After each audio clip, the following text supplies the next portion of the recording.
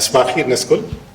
Merci pour l'introduction. Merci au comité d'organisation de la PAX pour cette invitation. C'est toujours un plaisir pour un médecin physiologiste de venir communiquer et partager ses réflexions, ses idées avec les cliniciens.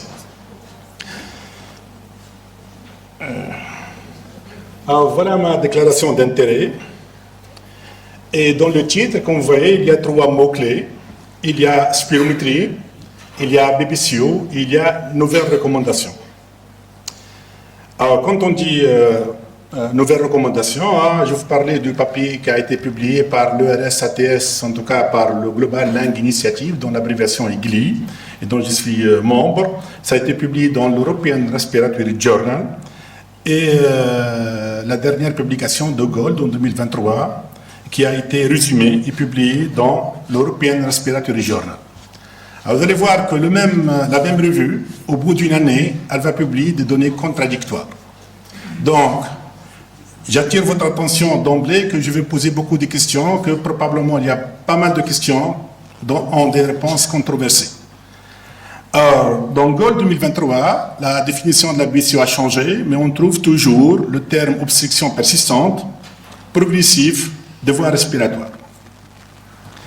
Alors, tout ça pour vous dire encore une fois que dans la BBCO, l'altération de la fonction respiratoire, c'est au cœur de la définition de la BBCO, ça n'a pas encore changé, ça ne va pas changer dans les 4-5 prochaines années, et que la spirométrie, la fonction respiratoire, est un élément majeur de diagnostic, l'évaluation, le suivi et la prise en charge thérapeutique. D'ailleurs, dans la publication Gold, ils ont réservé une partie à la spirométrie et ils ont défini quelques notions. Par exemple, ils ont bien précisé le médicament qu'il faut donner, qu'il faut évaluer uniquement le VMS pour le test de bronchodilatation, mais ils ont oublié de préciser d'autres détails qu'on va aborder ensemble. Alors, dans Gold aussi, il y a un deuxième tableau qui vous dit que la spirométrie est importante pour le diagnostic, pour l'évaluation de la sévérité de l'obstruction bronchique et pour le suivi. C'est pour cette raison que je vais aborder 3 questions en rapport avec la place de la spirométrie dans le diagnostic de la BBCO, dans l'évaluation de la sévérité de l'obstruction bronchique de la BBCO, ce n'est pas de la BBCO, et dans la surveillance. Encore une fois, j'attire votre attention qu'il y a des questions. Je vais aborder quelques éléments de réponse, mais il y a une contradiction flagrante, c'est très gênant sur le plan pratique. Alors, quel est l'apport de la spirométrie dans le diagnostic de la BBCO? Pour Gold, c'est toujours un rapport VMS-CVF après bronchodilatateur inférieur à 0,7. Et la spirométrie aussi, elle est utilisée pour classer Gold 1, Gold 4, donc la sévérité de l'obstruction bronchique en utilisant le VMS exprimé en pourcentage de la valeur théorique. Alors, la question qui se pose, sur le plan pratique, mais c'est quoi une obstruction bronchique? Alors, et quand on dit obstruction bronchique, il y a 2 autres questions. Quel rapport faut-il considérer? Est-ce que c'est le VMS capacité vitale lente ou est-ce que le VMS capacité vitale forcée? Et la deuxième question très gênante, c'est le plan pratique. Quel seuil? Est-ce qu'il faut prendre un seuil fixe, 0,7, comme c'est recommandé par Gold, ou faut-il aller plus loin et utiliser la limite inférieure normale dans le Z-score? Alors, quelle capacité vitale? Cette question a été détaillée par l'ATS-ERS en 2022. Voilà le texte en anglais. Je vais vous faire le résumé. Alors, pour ATS-ERS, donc pour le GLI, la capacité vitale forcée, c'est une manœuvre standardisée, facile à faire. Dans la même manœuvre, on trouve le VMS et capacité vitale forcée, et il y a des équations de référence. Alors, pour la capacité vitale lente, il y a plusieurs façons de faire cet examen. On peut le faire pendant l'inspiration, pendant l'expiration. Et la capacité vitale lente dépend des historiques des courbes de volume précédents. Donc, l'ATS-ERS va recommander essentiellement la capacité vitale forcée, contrairement aux autres recommandations antérieures. Alors, logiquement, un sujet normal devrait avoir une capacité vitale lente, ici, égale à la capacité vitale forcée. Un malade BBCO, regardez, il va y avoir une différence.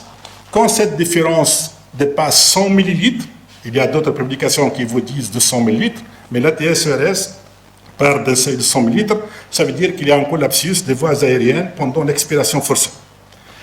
Alors, donc, pour la TSERS, le rapport VMS capacité vitale lente par rapport au VMS capacité vitale forcée est plus sensible, mais il n'est pas aussi spécifique. Pour Gold, la question ne se pose pas. Pour Gold, c'est le VMS capacité vitale forcée. Le dernier Gold 2023, aucun mot, aucun passage pour slow vital capacity. Donc, la même revue, elle publie deux données contradictoires. Il faut savoir sur quel pied il faut danser. Alors, Gold, c'est le VMS CVF. Alors maintenant, quel c'est? C'est la question qui se pose depuis au moins 20 ans. On ne trouve pas toujours un consensus clair.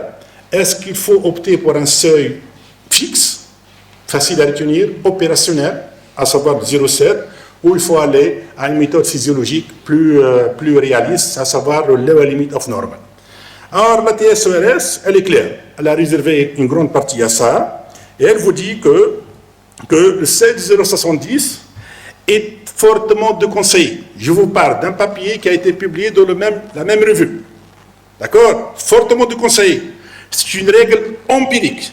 La limite inférieure à la normale, uniquement, le seuil de 0,70, c'est valable uniquement pour la tranche d'âge 30 à 50 ans, on va dire. Et c'est un seuil simpliste. Regardez les termes, c'est écrit noir sur blanc. Ça donne une mauvaise interprétation des données spirométriques chez les femmes, les enfants et les sujets âgés. Et elle donne un exemple. La limite inférieure de VMS est de 0,81 pour un enfant de 10 ans. Il faut savoir que la BBCO existe chez les enfants. Et de 0,68 chez une personne âgée de 85 ans. Et ils ont recommandé de définir l'obstruction bronchique par la notion de Z-score, avec un Z-score VMS-CBF inférieur à moins 1,645. Donc, chaque fois que vous avez un Z-score inférieur à moins 1,645 pour le rapport VMS-CBF, ça veut dire qu'il y a une obstruction. Donc, la décision claire et nette. À TSERS 2022, l'obstruction bronchique, c'est un rapport lower than the lower limit of normal, donc à savoir le Z-score. Et d'ailleurs, voilà la figure qui vous montre que le seuil de 0,70, il est là, il est valable uniquement pour 30-50 ans. Au-delà, vous prenez un risque de misdiagnosis dans 50% de cas. Alors, je vous rappelle aussi qu'en 2010, il y a une lettre qui a circulé et a été publiée dans au moins 5 revues, impactées et indexées, dans la revue de maladies respiratoires, et j'étais un signataire de cette lettre qui critique Gold concernant le choix de 0,7%, et a été mentionné noir sur blanc que l'utilisation de 0,7% comme seuil vous donne 50% d'erreur diagnostique. 50%. Maintenant, Gold 2023. Gold 2023, vous voyez, le papier a été résumé dans la même revue, elle vous dit des choses contradictoires. Voilà, ça a été discuté. On nous dit qu'il faut opter pour 0,7. Pourquoi? Parce que c'est un chiffre facile à retenir et opérationnel. Et parce que la BBCO, ça pose un grand problème de santé publique, il ne faut pas compliquer la vie avec des notions de Z-score et des notions physiologiques. Mais ce qu'on oublie aussi, et rarement parmi les personnes ici présentes qui appliquent cette règle, est-ce qu'une fois vous avez un rapport VMS-CVF inférieur à 0,7, la première fois, est-ce que ça confirme le diagnostic de la BBCO? La réponse est non, puisque si vous avez un rapport pour la première fois, vous allez faire une spirométrie entre 0,6 et 0,80, une seule valeur de spirométrie ne suffit pas. Donc, il faut confirmer par une spirométrie répétée à une occasion distincte. Mais c'est quoi une occasion distincte? Une semaine, un mois, 6 mois, une année. Personne n'est capable de répondre à cette question. Et pourquoi? Parce que certains patients, le rapport VMS-CVF va changer et va revenir à la norme. Par contre, si la première mesure vous donne un rapport VMS-CVF inférieur à 0,6, là, s'il a été tabagique, s'il a d'autres antécédents, le diagnostic est clair et net. Est-ce que nous sommes en train d'appliquer ces règles? La réponse est non, sauf quelques cas rares. Alors maintenant, on vous dit aussi, dans la même revue, à savoir l'European Respiratory Journal, c'est la revue Q1, Impact Factor à 35, qu'il s'agit d'un seuil facile à retenir. Il est indépendant de valeurs de référence, donc c'est une définition opérationnelle facile à retenir, même par les médecins généralistes. Et ça a été utilisé dans les études qui ont fondé le principe de Gold, qui a été créé, je pense, en 2001. Et on nous dit aussi que son utilisation ne donne pas des résultats inférieurs à la lower limit of normal. Il reconnaît aussi que le 16,07% sous diagnostic de la BBCO chez les chevilles adultes. Sur le diagnostic de la BBCO chez les personnes âgées, c'est bien de mentionner ça, mais on nous dit aussi que ce risque il est limité. Donc vous voyez qu'il y a un problème qu'on n'arrive pas à comprendre.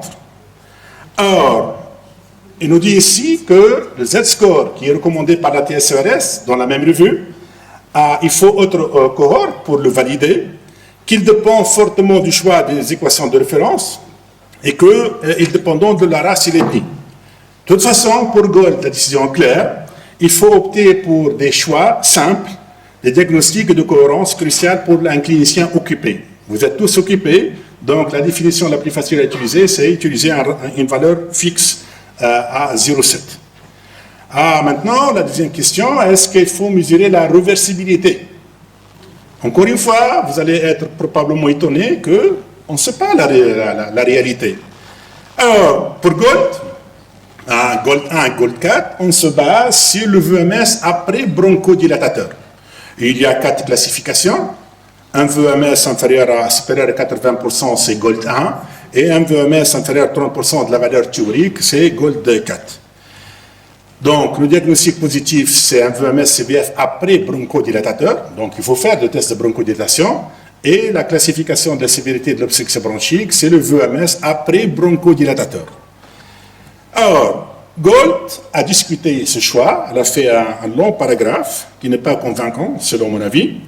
Et on vous dit oui pour le diagnostic, oui pour évaluer la sévérité de l'obstruction en termes de Gold 1 à 4, mais le degré de réversibilité chez un seul patient varie au fil du temps. Vous pouvez avoir un patient aujourd'hui partiellement réversible, donc 15 jours, nous allons trouver une obstruction fixe. Ça, c'est connu.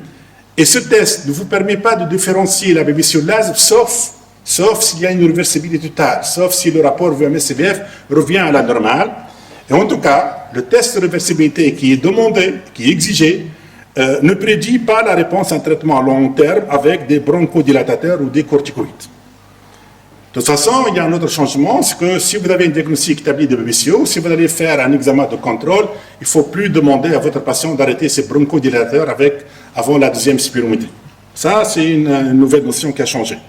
Par contre, Gold nous dit aussi que le test de bronchodilatation n'a aucun intérêt pour vous éclairer dans les décisions thérapeutiques. Alors, Gold, voilà le texte en anglais, il a mentionné les médicaments qu'il faut donner. On vous dit qu'il faut donner soit 4 bouffées d'un bronchodilatateur de courte durée d'action, soit, si vous avez les moyens, donner 160 mg d'un anticholinergique, ou les deux. Il nous dit qu'il faut mesurer uniquement le VMS, mais Gold a oublié de mentionner le mode d'expression de la réversibilité. Et quels sont les seuils à retenir? J'ai visité Gold, les 260 pages de Gold, et le résumé, aucun mot sur ce thème-là. Or, pour la TSERS, c'est l'inverse. Le TSERS, elle a oublié de mentionner quel médicament faut-il donner. Est-ce que ça n'oublie? Je ne pense pas. Il vous dit qu'il faut prendre le VMS ou la CVF. La CVF est délaissée par Gold, je ne sais pas pourquoi. Et on vous dit qu'il faut exprimer la réversibilité uniquement par rapport à la valeur théorique. La notion de valeur absolue, valeur absolue de 100 litres, c'est oublié. Et le fait d'exprimer la réversibilité par rapport à la valeur initiale, c'est plus d'actualité. Et le grand changement, c'est le seuil de 10%.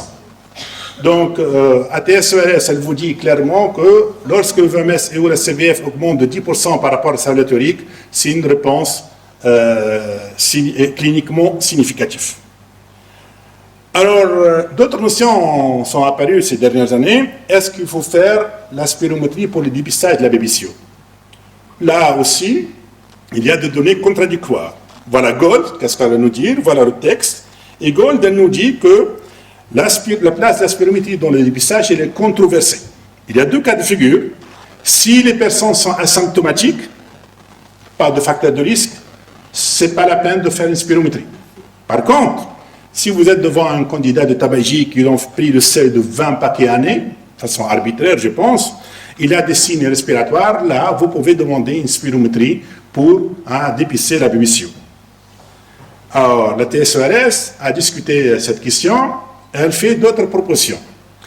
Eh bien, elle vous dit que la spirométrie dans le dépistage de la BBCO, oui, c'est faisable, mais le Z-score n'est plus égal à moins 1,645, il faut l'augmenter à moins 1,96, donc à 2,5%, ou même mieux, à moins 2,326, ça veut dire un risque de 1% d'erreur. Ça, vous allez réduire le nombre de faux positifs. Donc, quelle décision faut-il prendre? À vous de choisir. Maintenant, il y a une nouvelle notion qui est d'actualité, ce qu'on appelle la pré-BBCO. Elle est d'actualité, elle est le suivi de plusieurs conférences sur le plan international. Alors, selon Gold, c'est quoi la pré-BBCO? C'est une situation très fréquente dans la pratique. Ça survient à tout âge. Quand vous avez un candidat qui a les symptômes respiratoires tabagiques, vous allez faire une spirométrie, hop, le rapport est dans les normes, supérieur 0,70. Le candidat peut avoir des anomalies structurelles, un emphysème, ou des anomalies fonctionnelles, ce qu'on appelle la distension, une DLCO diminuée, et même un déclin rapide de VMS.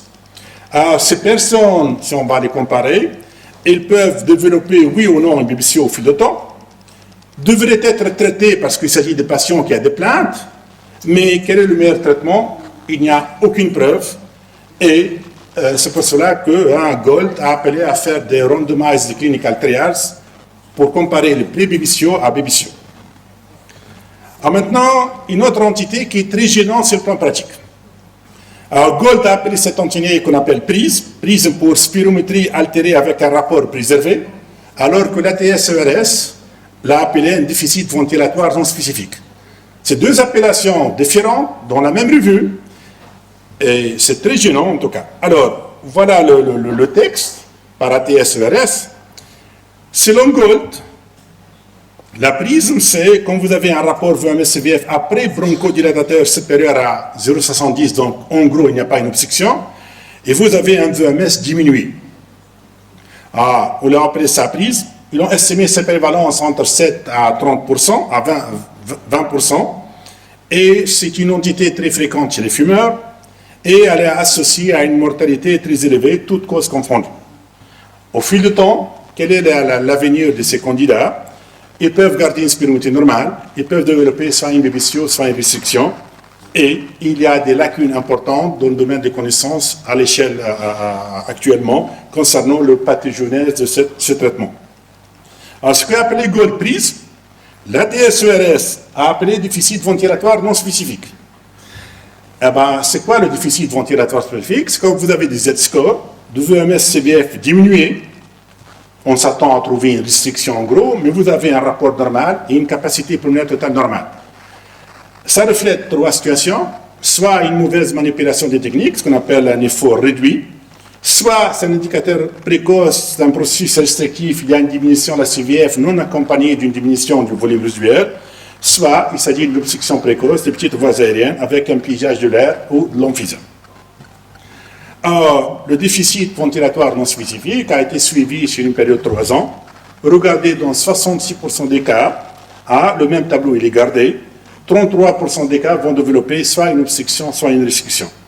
Le test de bronchodilation, vous pouvez le pratiquer dans cette situation, et s'il y a une amélioration significative, à partir de quel seuil, c'est à vous de choisir, ça veut dire qu'il y a une réactivité bronchique, qu'il faut probablement la prendre en charge. Et dans cette situation, il est recommandé de comparer la CVL à la CVF. Encore une fois, normalement, c'est la même chose. Et si on trouve une différence en faveur de la CVL au-delà de 100 ml, ça veut dire qu'il y a un collapsis de voies aériennes pendant l'expiration forcée. Alors, deuxième volet, à côté du diagnostic, la sévérité de la BBCO. Sévérité, ce n'est pas de la BBCO en fait, mais de l'obstruction bronchique dans la BBCO. Il y a une grande différence. Alors, encore une fois, vous êtes tous habitués à Gold 1, 2, 3, 4, mais est-ce qu'il a vraiment une importance sur le plan clinique? On garde ça parce que le changement il est toujours difficile, il faut changer doucement.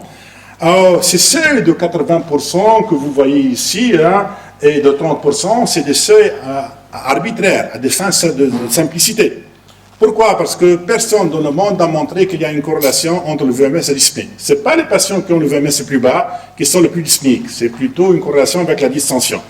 Et on vous dit que le pourcentage prédit classification non uniforme à travers l'âge, ils reconnaissent encore une fois leurs limites, et ça pose un problème de notation équitable, surtout pour Gold 1. Et, encore une fois, cette classification a une faible précision concernant la prédiction du résultat, et ça va à faible prédiction pour prendre des décisions thérapeutiques. Et enfin, encore une fois, Gold reconnaît que cette classification complique l'usage de la classification par les cliniciens, donc vous. Alors, voilà la fameuse classification Gold ABE, mais est-ce que vous utilisez cette classification pour changer votre conduite thérapeutique? Je pense que non. Donc la question qui se pose, pourquoi Gold insiste à garder cette classification? Alors, la TSERS, qu'est-ce qu'elle a fait? Elle vous dit il n'y a plus 4 stades, il y a uniquement 3 stades en fonction de Z-score. Si vous avez un Z-score entre moins 1,65 et moins 2,5, c'est une obstruction légère. Et quand vous avez moins 2,51 à moins 4, c'est modéré, et au-delà de moins 4, c'est sévère. Mais il y a un grand problème avec cette classification, et vous allez vous rendre compte pourquoi. Alors, d'abord, le GLI, dont je suis membre, nous avons fait ça d'une manière artificielle. Et cette classification, par rapport au pourcentage prédit, elle prend en considération le sexe, taille, âge et ethnie. Elle est plus cohérente que le pourcentage prédit, et elle est liée, ce qui est important, à la risque de mortalité. Si vous avez une obstruction légère, il y a un faible risque de mortalité. Si vous avez une obstruction sévère, le risque de mortalité il est très élevé. Mais ça pose des problèmes pour l'obstruction sévère, c'est le sujet âgé, et il y a une situation très délicate dont les membres de Gold ne trouvent pas des questions, et j'attends toujours la réponse à ma lettre à l'éditeur qui est bloquée depuis 1 mois, 2 mois, parce qu'ils ne trouvent pas une solution, je pense. Alors, si vous avez une obstruction bronchique, avec un Z-score diminué, et vous avez un Z-score de VMS normal, au-delà de moins 1,645. Gold, à TSERS, a classifié ça comme, ils ont appelé ça une croissance dysapnatique des voies aériennes du parenchyme pulmonaire. Ça veut dire que la première entité sont proportionnellement plus développée que le parenchyme pulmonaire. Et la signification clinique, elle est inconnue, puisque, est-ce qu'il s'agit d'une variante d'anormal, ou est-ce que le candidat va développer une obstruction bronchique? Alors, je vous dis ça, voilà le tableau que j'ai envoyé à l'IRJ, j'attends toujours la réponse. J'ai pris 3160 dossiers des fumeurs, j'ai classé selon recommandation Gold, j'ai trouvé qu'il y a 281 qui ont une obstruction, selon les critères, et il y avait 120 candidats qui ont une obstruction qu'on appelle simple, il n'y a pas de déficit mixte, et regardez, le not classified, c'est 40%. 40% vont avoir une obstruction bronchique avec un VMS normal. On appelle ça croissance dysapnatique. 40%, c'est choquant. Et il fallait trouver des explications. Je pense qu'ils sont en train de voir est-ce que c'est reproductible d'autres études avant de prendre une décision. Alors, maintenant, est-ce qu'il y a autre approche? Oui, la TSERS a pensé à ça. Et on vous parle maintenant de VMSQ, Q pour quotient. C'est quoi le VMSQ? Le VMSQ, en gros, vous allez voir la formule, c'est diviser le VMS par les valeurs de premier centile spécifiques au sexe, chez l'homme, chez la femme. Il exprime le VMS par rapport à une ligne de fond requise par le service et plus par rapport à la valeur théorique. Donc voilà la formule du VMSQ. C'est très simple. Vous allez diviser le VMS par 0,4 chez l'homme, 0,4 chez la femme et 0,5 chez l'homme. Alors, c'est meilleur que le Z-score et c'est meilleur que le pourcentage prédit pour évaluer la sévérité. Et il est très lié à la survie chez les bébés. Il est mieux que le Z-score et le pourcentage prédit pour les exacerbations de la BBCO. Et il est lié aux effets néfastes sur la santé, peu importe l'étiologie de l'obstruction bronchique. Et aussi, il a été démontré que ce VMSQ est plus utile pour différencier l'altération fonctionnelle chez le groupe sévère et chez les adultes plus âgés. Alors, je vous parle de VMSQ qui a apparu en 2022 pour vous dire qu'avec mes résidentes, maintenant, elles sont des assistantes et futures agrégées. Nous avons pensé à faire ça, évaluer ça. Nous avons publié un papier dans l'American Journal of Men's Health et nous avons montré que le VMSQ, il est mieux que le Z-score, mieux que le pourcentage prédit, mieux d'autres marqueurs pour la qualité de vie, pour la CAT et pour différencier à l'époque Gold C et D par rapport au Gold AB. Dernier chapitre, est-ce que la spirométrie elle est intéressante pour surveiller vos malades BBCO? Alors, Gold a fait uniquement 2 lignes, un mot. On vous dit clairement que le déclin de VMS doit être suivi par la spirométrie, qui doit être effectué à un intervalle régulier une fois par an. Vos malades BBCO doivent avoir une spirométrie au moins une fois par an, et qu'il s'agit d'un facteur pronostic. Mais Gold a oublié de nous dire comment il faut exprimer le VMS. Est-ce qu'en valeur absolue? Est-ce qu'en pourcentage de la valeur théorique? Est-ce qu'en termes de Z-score? Et surtout, à partir de quel seuil vous allez dire que c'est un déclin anormal? Est-ce que 30 ml, qui est la diminution annuelle habituelle chez personne normale, est-ce qu'elle est 100 ml? Est-ce qu'elle est de 100 ml? Et après, est-ce que le seuil de 10%, 12%, 15%? Aucune réponse, silence total, il faut trouver des explications. Alors la TSERS, par contre, a traité ces sujets-là, et elle a fait un score chez l'enfant. Il y a des BBCO chez l'enfant.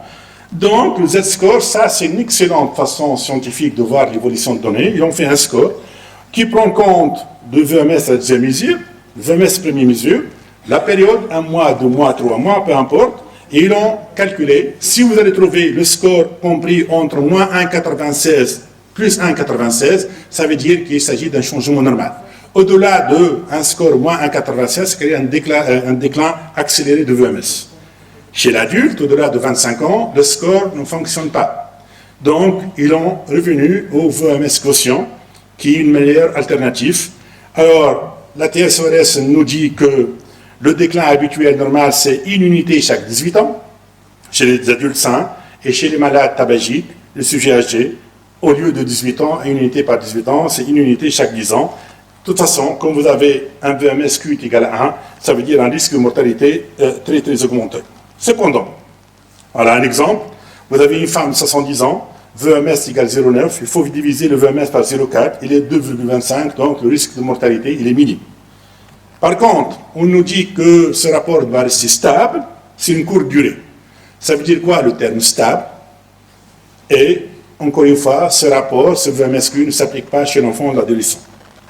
Alors, pour synthétiser, la spirométrie garde toujours son intérêt pour le diagnostic positif de la BBCO, la sévérité de l'obstruction bronchique de la BBCO et pour le suivi.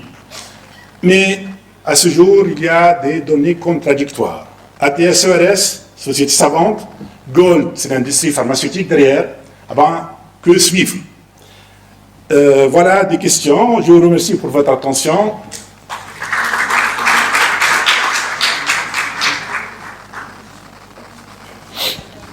Merci Sihelma pour cet excellent exposé. Merci pour toutes ces questions qui restent en suspens. Donc j'invite la salle à poser des questions avec le professeur Ghraïli. Merci beaucoup Helmi pour cette lecture critique des recommandations qui me rassure par rapport à la confusion que j'avais, parce que j'ai essayé de lire honnêtement les recommandations ERS, ATS. Je n'ai pas pu suivre, il y a trop d'équations mathématiques. Pour un non-physiologiste, on n'arrive pas à comprendre. Maintenant, finalement, est-ce que je m'y mets pour ce Z-score et pour ce BMSQ, ou est-ce que je reste confiante avec mes anciennes valeurs de pourcentage, avec qui j'arrive à communiquer très facilement avec les médecins de la CNAM pour les prises en charge? Sinon, mon deuxième commentaire par rapport au Gold, je pense qu'ils s'attachent trop à ces pourcentages parce que eux, leur but, c'est la prise en charge de la BPCO sur le plan thérapeutique. Et donc, comme la majorité, toutes les études, en fait, qui ont testé les médicaments ou la réadaptation à l'effort, par exemple, se sont basées sur ces pourcentages, ces valeurs qui sont exprimées en pourcentage. Et donc, ils ont du mal à émettre des recommandations basées sur autre chose que les pourcentages. Oui, donc 2 questions difficiles. Hein. Oui, donc ça, c'est un avis personnel. On ne peut pas lutter contre le changement. Le Z-score, ça va être la règle d'ici 2-3 ans. Pourquoi? Parce que maintenant, il y a vulgarisation de la pratique de la spirométrie Et maintenant, il y a un papier qui est sorti dans une presse dans l'European Respiratory Journal avec l'intelligence artificielle. Maintenant, l'ERS a développé des logiciels à intelligence artificielle qui vont vous interpréter facilement la spirométrie et ils ont montré leur supériorité par rapport aux pneumologues. Est-ce qu'il faut résister aux Z-scores? Je pense que non. Il faut l'améliorer. Maintenant, les études sont de plus en plus nombreuses concernant la BCO du Z-score, donc probablement Gold sera forcé, on n'aura pas le choix de changer d'ici 2-3 ans. Donc, il faut faire des formations pratiques adéquates. Il faut être au courant des limites des deux notions, pourcentage théorique, le Z-score. De toute façon, notre mission, c'est quoi? C'est rendre service aux malades. Si vous êtes à l'aise avec une définition, si vous êtes très bien avec cette définition, il faut y aller. Surtout que l'ACNAM n'est pas au courant du Z-score. D'accord? Donc, continuez à faire ça, mais on ne peut pas résister à la notion du Z-score. C'est l'avenir de l'interprétation de la spirométrie, non seulement la spirométrie, mais le volume pulmonaire statique. C'est presque la même chose pour la définition de la restriction et la distension et autres déficits.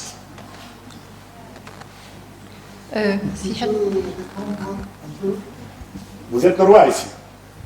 Moi, je te remercie d'abord pour ton excellent exposé, assez simple et assez pointu aussi dans sa phase terminale.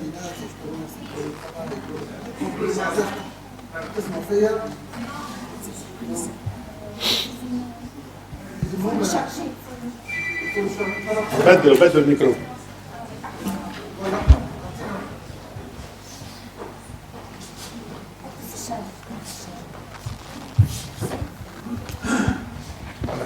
Je voulais te remercier pour tout ce que tu fais comme travail, pour mettre à jour le monde, pas uniquement la Tunisie. Et ça, moi, je voudrais te féliciter d'abord pour ça, parce que je sais que c'est un très, très gros travail. Et encore une fois, merci. Maintenant, je voudrais revenir à la BPCO et je vais dire mon avis sur la BPCO. D'abord, la BPCO, ce n'est pas une maladie, et je le répète 1 milliard de fois, c'est un concept pathologique. Et comme on est dans un concept pathologique, on ne peut absolument pas standardiser comme on peut le faire dans l'asthme. Et comme tu l'as si bien dit, il y a une petite dualité entre les sociétés savantes qui veulent aller vers la justesse et le Gold qui veut aller vers l'élargissement au maximum du recrutement diagnostique parce qu'il est sous l'emprise des compagnies pharmaceutiques. Maintenant, le Z-score, il n'a pas été fait pour nous. Le Z-score, quand il a été lancé, tu le sais aussi bien, il a été lancé pour déterminer le périmètre crânien moyen des bébés qui naissent. Oui. Donc, il n'a pas été fait pour nous. Le problème qu'il a, le Z-score, c'est qu'on est dans une valeur absolue statistique qui nous situe en fonction d'un intervalle de confiance. D'ailleurs, tu l'as bien démontré, si on est dans un intervalle de confiance de 90%, on est à moins 64%. Pour les enfants, on va à 95%. C'est pour ça qu'on est à 87%. Mais c'est une valeur qui est plus juste, peut-être pas plus sûre. Et d'ailleurs, dans les recommandations ATS-ERS qui sont sorties en 2022, ils insistent bien que si les machines que vous allez utiliser doivent être normalisées GLI, parce que si elles ne sont pas normalisées GLI, vous ne pouvez pas avoir ça. Peut-être, moi je vais te demander ton avis. Actuellement, CVF lente, elle masque l'obstruction par rapport à la forcée. Oui. D'ailleurs, on parle de CVF max aussi pour réguler les problèmes, et je ne pense pas que ça soit bon.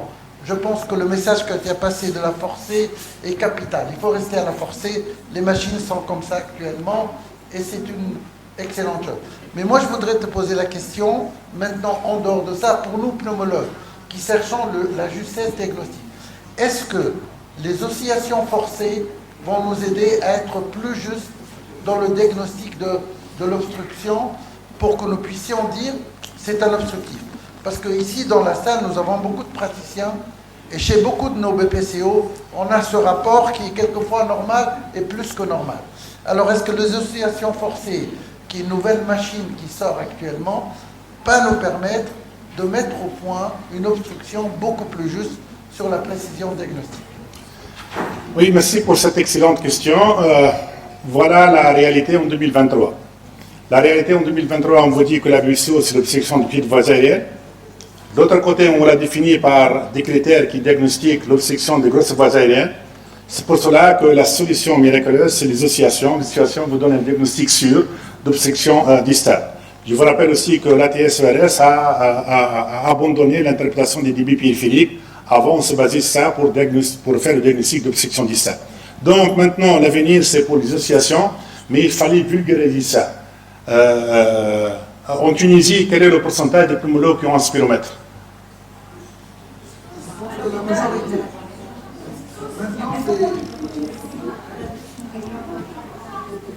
Je pense, Halmi, je pense que pratiquement, tous les pneumologues ont un spiromètre. Actuellement, je pense. Je dirais, bon, on va pour 97%. Honnêtement, je veux dire que c'est très exagéré, parce qu'à Sousse, ça ne dépasse pas 50%, par exemple.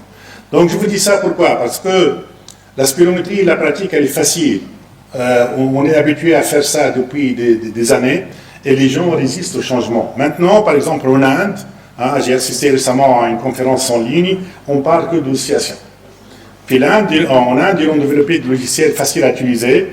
Ils sont très impliqués dans l'utilisation de l'oscillation forcée. Ça, c'est l'avenir.